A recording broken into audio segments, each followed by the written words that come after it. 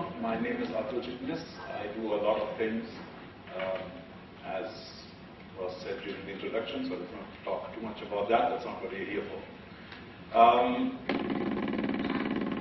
I'd like to start with a little story that will give you some perspective on where I come from. The story is called Peter's Farm. In the mid-1990s, actually from the early 1990s, I had been playing around with a lot of mobile devices already, but mostly of the kind that you probably have seen, you know, the Casio, digital diary kind of things.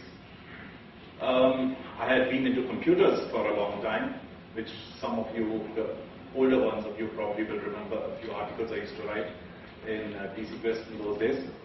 But what was really fascinating for me was, you know, going beyond this entire concept of having to be stuck in front of a PC all day.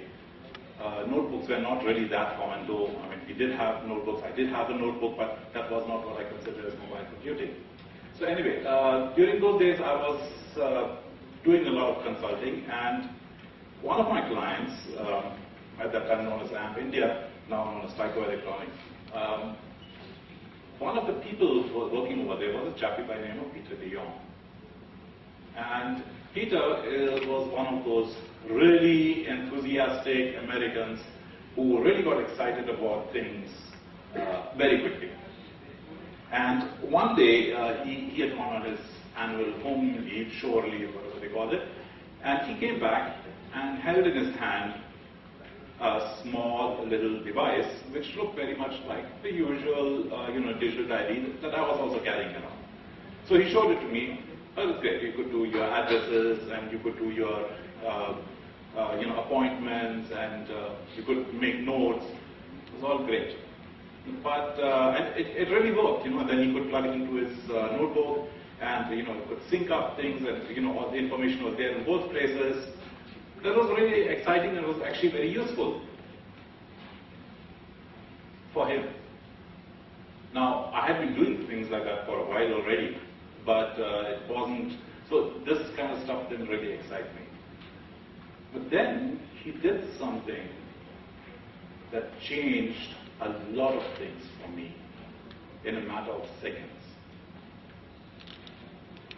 What he did is he took that little device and installed an application on it. And he took that device beyond what it was designed for. It wasn't really a very exciting application. It was, if I remember right, a small database kind of thing, which allowed him to enter all sorts of kind of arbitrary information. But it wasn't the application itself that excited me. What excited me was the fact that he could take this device and put on third-party applications. For me, this was what people must have felt like in the mid-70s when the Apple IIe and the Apple home computers started coming out. And then the IBM PC came out in the early 1980s, and people were fascinated being able to get third-party applications to put on and run it.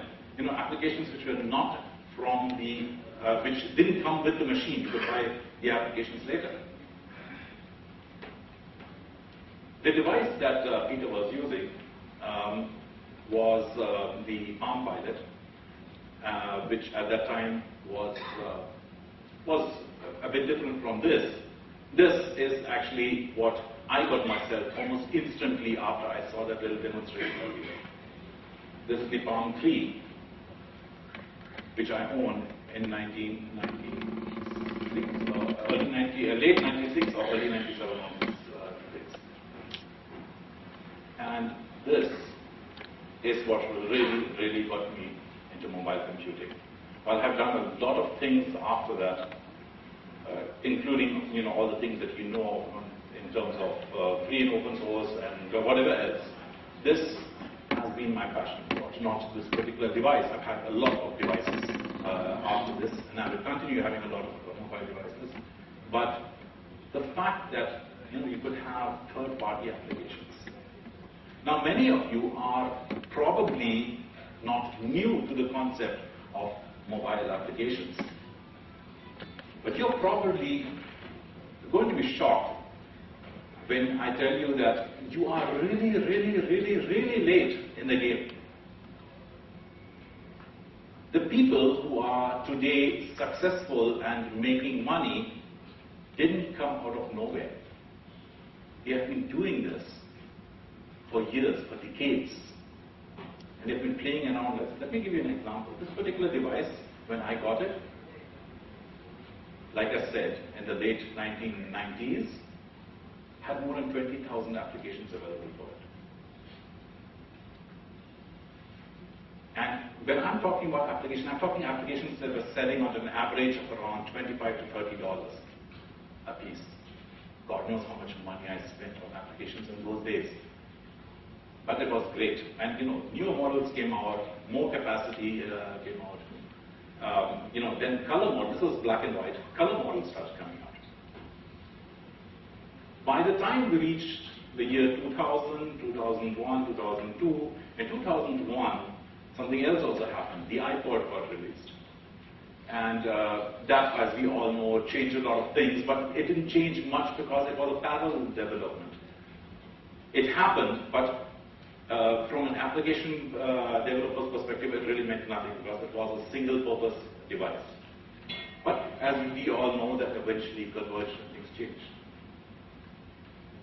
So we reached maybe 2004, 2005. Now we are in the first decade of the 21st century, and I will show you a little video which is about 2.5 minutes long.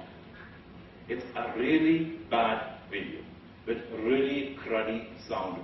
So forget about what you see and try to understand what is coming out, the message that's coming out over there, especially right at the end.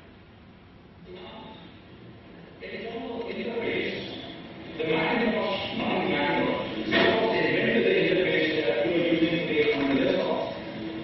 And since then, there have been no change in the desktop Macintosh.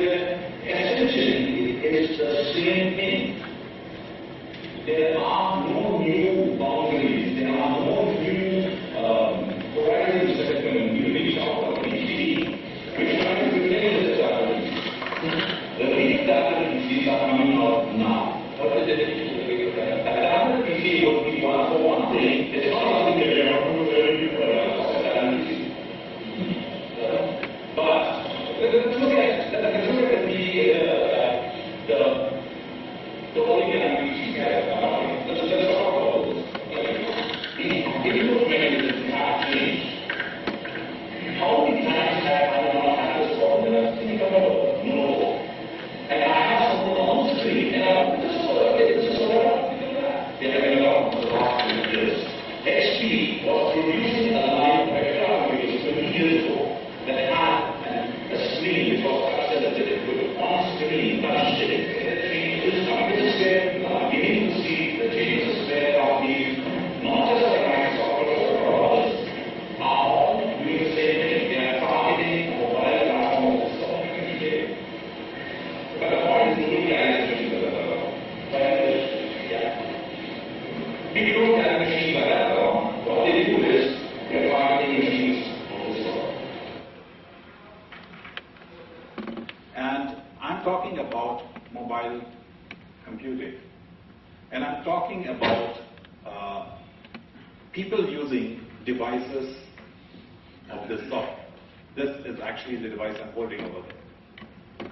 This is a Palm TX,